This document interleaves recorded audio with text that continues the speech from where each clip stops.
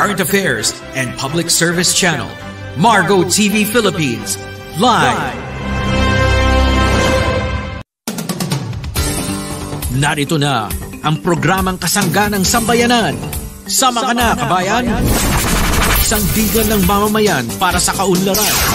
Pupuri sa marangal na serbidor ng bayan. Tutugi sa mga drobo sa pamahalaan. Kasama si Diego Magpantay ng Citizens Crime Watch. Mapapakinggan at mapapanood sa Margo TV Philippines. Sama ka na, kabayan! Sandigan ng mamamayan sa kaunlaran.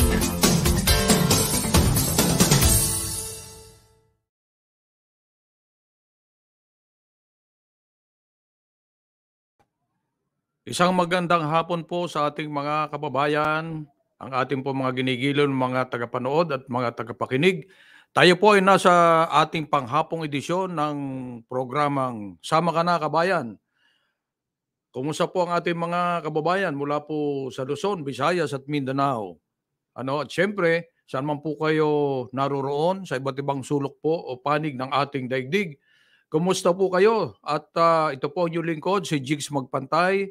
Muli tayo po ay magsasama-sama sa ating pong kalahating oras na talakayan dito po sa Margo TV at nais nating kumustahin yung ating mga kababayan diyan po sa may parteng Mindanao. Kahapon pala may nangyari kahapon na isang pagsabog na bomba sa gilid po ng kalsada diyan po sa Mindanao at mayroon pong lubhang nasugatan. Meron pa rin palang ganito sa Mindanao, Akala ko wala na mga ganyang mga pagpapasabog. Well, anyway, ngayon pong hapon tayo ay muli magsama-sama sa pagtalakay po ng mga impormasyon at mga balita na naging laman po ng magiging laman ng ating mga pahayagan siguro bukas. Alam niyo po ba na sa ating pong gobyerno, meron pong nasa 204,000. Malaki-laki ito, DJ. 204,000 na mga permanent government post o kaya government positions ang bakante o hindi po napupunuan hanggang po sa ngayon. Ito po ay ayon sa Civil Service Commission sa ginawa pong Budget Committee hearing kanina pong umaga at sinabi po ng Civil Service Commission na as of June 30, nakaraan pa pong June 30, siguro medyo nabawasan na ito, nadagdagan na ito, ay nasa 110,339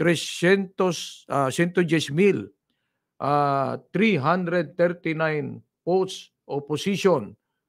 O ito ay sobra pa sa kalahati ng mga bakanting posisyon ang hindi pa napupunuan sa iba't ibang ahensya ng ating pong pamahalaan.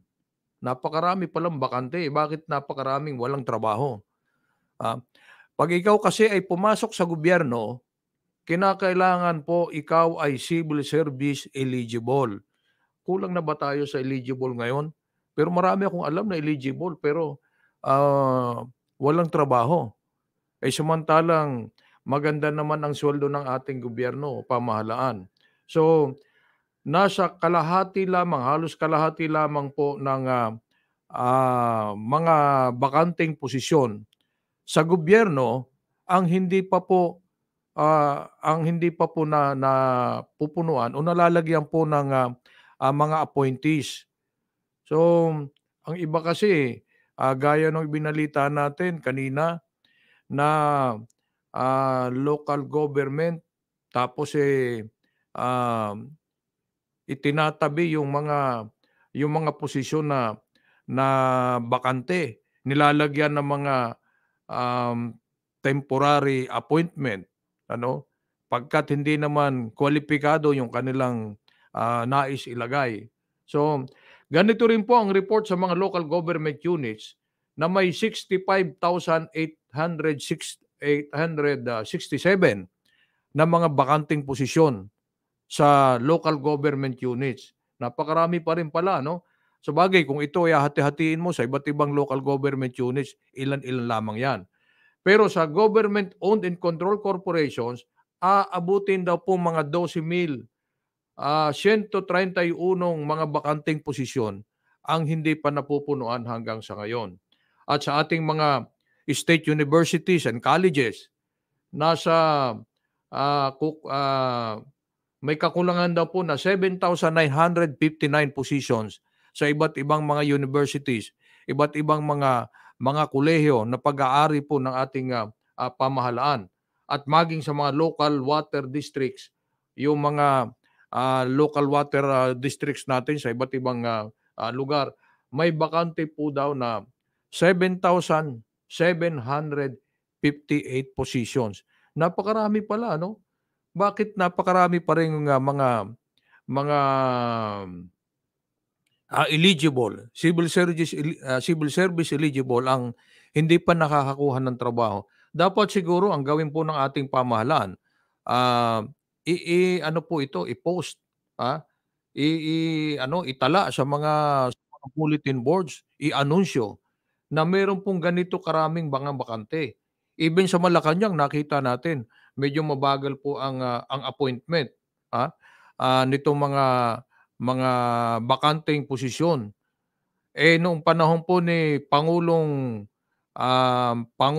Benigno Aquino, nung maupo po ang administrasyon ng Aquino government, halos sa 90% pinalitan. Sabagay ito yung mga ang posisyon nila ay hindi po hindi po permanente pagkat sila ay kung ang administrasyon ay 7 taon o 6 na taon, 6 na taon din po sila. So ganun po 'yan. At nung panahon ni dating Presidente Duterte, halos ganun din po, mga 95% pinalitan agad. Pero ngayon, sa panahon ni Pangulong Bongbong Marcos, mukhang mas marami pa yung kakaunti, ilang porsyento lamang yung napalitan. Kaya nga, yung ating pong administrasyon ngayon sa ilalim ni Presidente Bongbong Marcos, kinakantsawan na naging pinklawan na raw pagkat yung mga dati yung mga dating dilawan siya raw na-appoint, kaya yung iba naghihinanakit, nagtatampo. Hindi po natin alam kung bakit po ganyan. Pero ito pong 2,200, 4,000 permanent government positions, sinasabi po ng civil service na bakante. Ito'y sa iba't iba pong ahensya at maging sa local government units. Marami po mga bakante.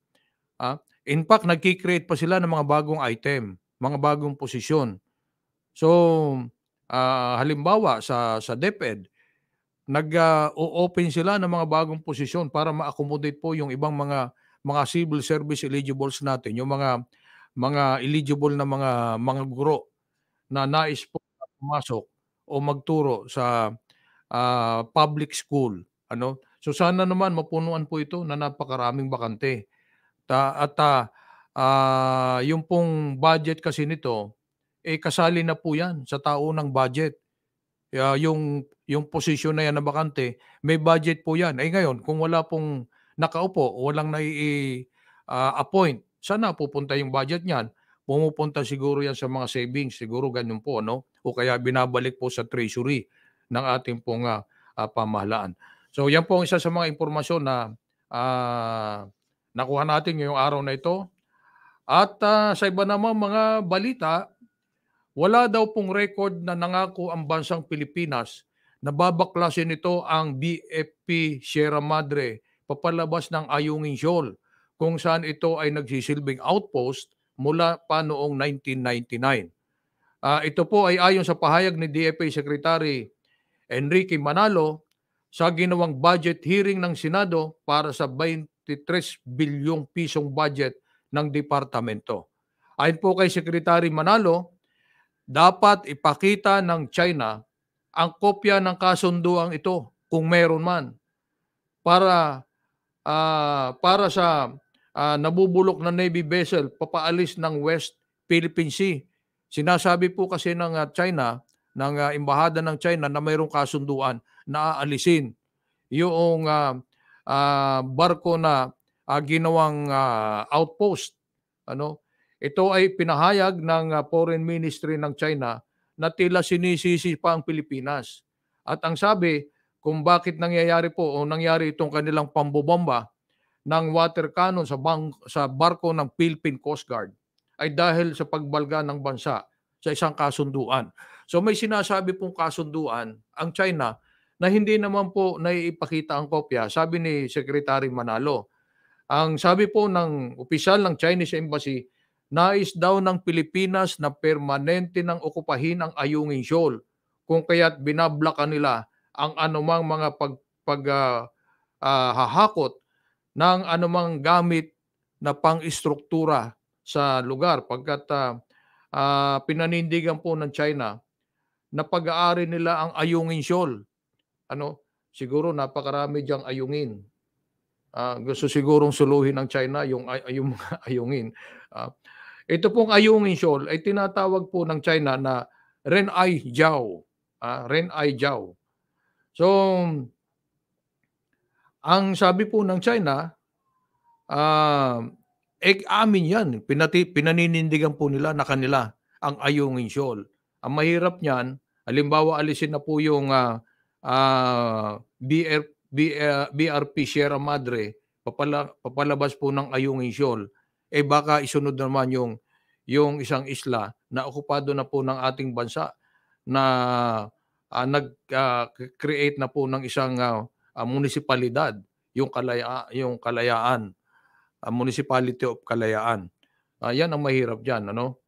So, sa nangyari pong pag-uusap sa pagitan ng China at Pilipinas mula po noong 2021, ay wala naman daw pong nababanggit sa sinasabing agreement at wala rin namang naipakitang kopya nito ayon po kay Secretary Manalo. Okay. So, tingnan natin kung ano talaga ang kalalabasan pagkat ang US po kinundi na po itong kinundi na po ng US ang aksyon na ito ng China at ang sabi po ng US State Department ay maaari daw pong makaapekto sa seguridad ng rehiyon ang ginagawa po ng China ito. So, ang ganito po mga pahayag ng US, halos ganun din po ang nagiging pahayag po ng iba pang bansa na pumapabor po sa Pilipinas. Pero tandaan po natin hindi lamang po Pilipinas ang may claim sa lugar na yan. May claim din po ang Indonesia, ang Malaysia, Taiwan at iba pang mga karatig bansa. So, matagal na po itong usapin. Ito pong problema sa West Philippine Sea. So, yun namang ating department, ating state, ang ating Defense Department hindi makapag-concentrate na maigi kung anong dapat gawin. Siyempre, hindi natin maaalis. Meron ding mga pumapabor sa China. Meron ding mga Pilipinong pumapabor sa China. Pero ang sabi naman, kapag yun daw po mga pumapabor sa China ay pangtatridor. Totoo ba yun? Pangtatridor. Pero tingnan po natin sitwasyon dito po sa ating bansa. Ayaw nating papasukin tayo ng China. Pero yung mga kontraktor na mga Chino, tuloy-tuloy po ang kanilang trabaho dito sa ating bansa. Tingnan po ninyo yung reclamation project diyan sa Manila Bay. Puro mga Chinese ang kontraktor. At nagbabala naman yung ating finance secretary na wag naman nating idama yung mga kontraktor na Chinese na katulong natin, katuwang natin sa construct ng mga proyektong pang-infrastruktura dito po sa ating bansa.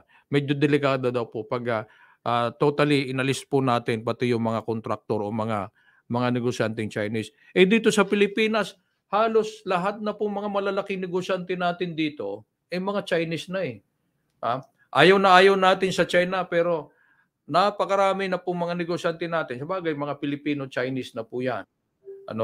mga kababayan na po natin na mga Filipino-Chinese na malaki rin naman ang kanilang kontribusyon.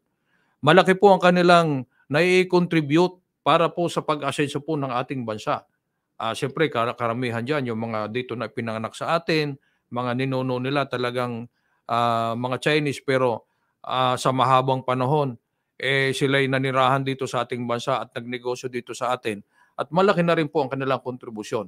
Kaya lamang ito pong isyong ito ang nakikita po kasi yung problema po sa West Philippine Sea sa pag-aagawan na halos dekada na rin po itong issue ang pag-aari o kung sino talaga ang may-ari ng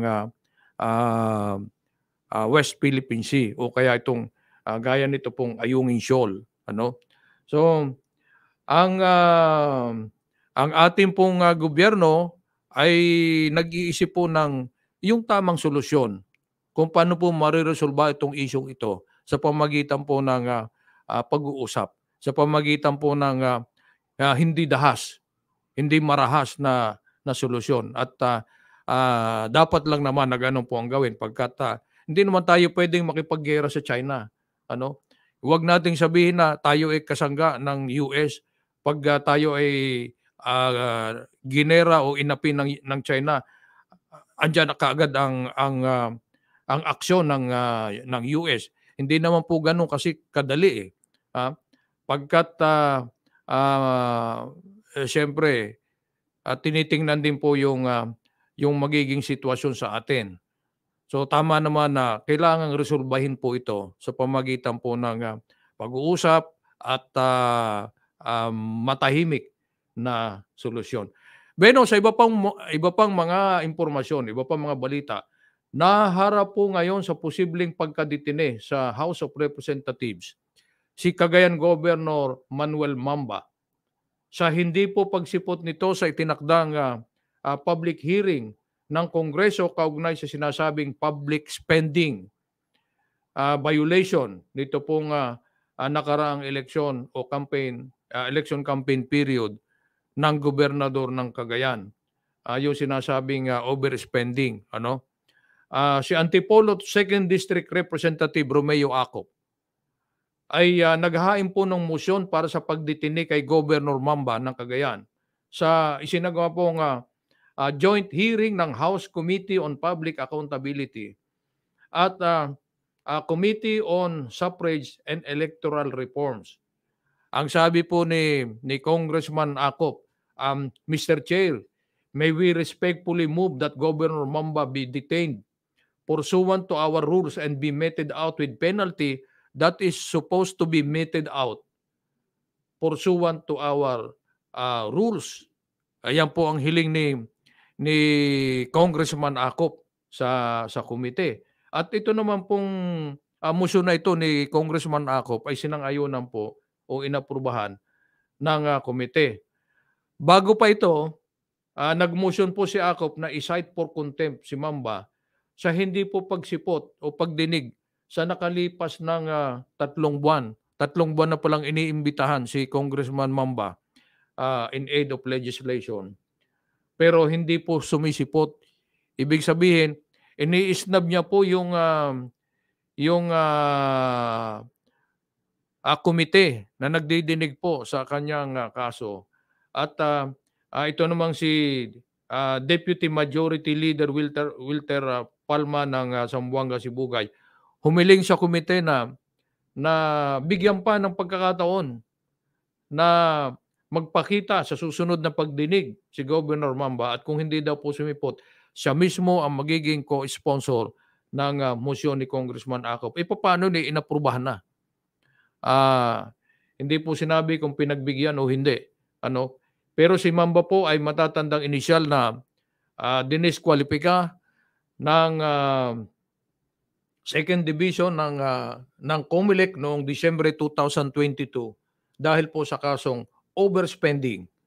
At ito naman, desisyon pong ito ng COMELEC ay binaliktad ng full body, COMELEC and Bank.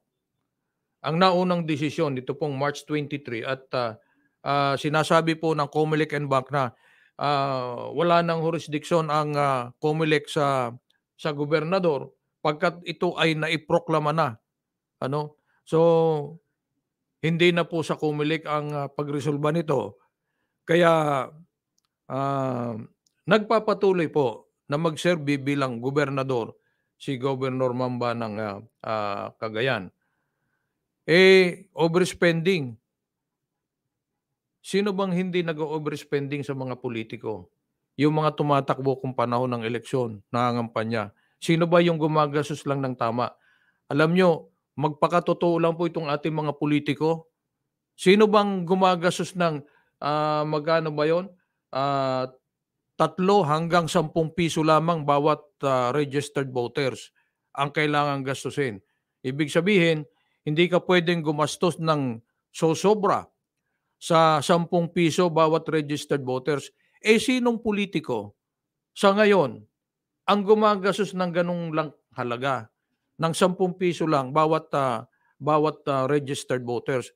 Kasi kung sasabihin po natin na yung sosobra diyan ay overspending na, abay lahat madidisqualify ka. Lahat po hindi mauupo yung mga na-elect nating mga opisyal sapagkat lahat sila ay overspending. Maging totoo lang po tayo at yung vote buying talagang napakahirap pong supilin yan. Hindi po kaya ng Comelec. Sabihin na po natin, hindi po kayang supilin ng Comelec lalo na sa eleksyon sa lokal. Mas mainam pa po yung sa mga national election natin at hindi po kayang gastusan ang buong Pilipinas ng ganun kalaki. Pero sa local positions, talagang nagsusunugan po ng pera dyan. Inaprobahan na po sa final reading ng House of Representatives ang panukalang pagtataas ng limit para sa campaign expenses ng mga kandidato. Ito po ay sa halagang ayon sa mambabatas ay tatapat po sa tumataas na gastusin sa panahon ng electoral campaign. Kulang siguro yung pambili ng noodles, ng bigas at ng iba pa. So, tataasan po siguro. Hindi naman sinabi kung magkano itataas. Mula sa 3 hanggang 10 pisong limit ng bawat registered voters. Ang argumento po ng proponent ng batas na ito, yung House Bill 8370, ay obsolete na daw po ang limit na ito na itinakda pa.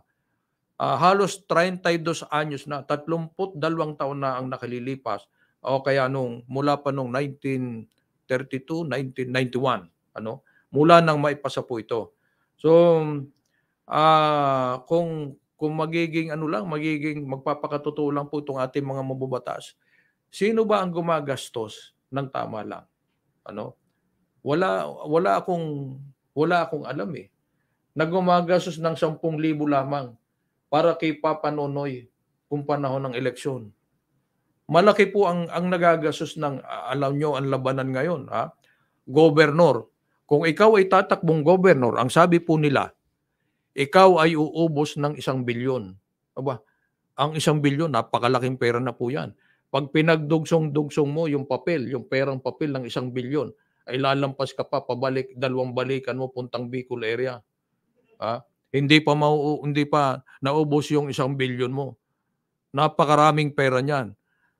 Pinag-uusap-usapan po yan. Maging sa, halimbawa, sa Batangas, abay, ang daming gusto ng tumakbong gobernador dyan pagkat ang governor po ng Batangas, si Governor Dodo Mandanas, gagraduate na po bilang gobernador pagkat nakatatlong term na. So, mayroong mga lumalabas na mga kandidato, abay, ang usap-usapan po ang inihahandang budget, mayroong 1 billion, mayroong 1.2 billion, mayroong 1.5 billion. Nakakalula. Pagkat ngayon pa lang, medyo malayo pa po ang 2025, pero malaki na po ang ginagasta ng mga politiko sa paghahanda para po sa 2025. Ngayon, sasabihin natin, mayroong House Bill 8370 na panukala na taasan ng konti. Yung dating 3 pesos hanggang 10 piso kada registered voters, ewan ko kung masusunod yan. Ewan ko kung tutupadin yan ng mga politiko na hindi sila gagastos ng sobra dyan. Mabuti pa yung iba, talagang sumusunod. Sila ay may mga politiko po na sumusunod, hindi talaga sila gumagastos ng sobra sa itinakda. Dahil wala naman silang gagastusin. Saan sila kukuha ng panggastos? At itong mga politiko na ito talagang kayod hataw sa kampanya, wala namang ginagastos na salapi at hindi nila kaya pagkat wala nga silang campaign fund. Pero ang tanong, nananalo ba sila? Wala pong pambihira yung mga nananalo na hindi talaga gumastos. Siguro sa mga konsihal, pwede pa yon.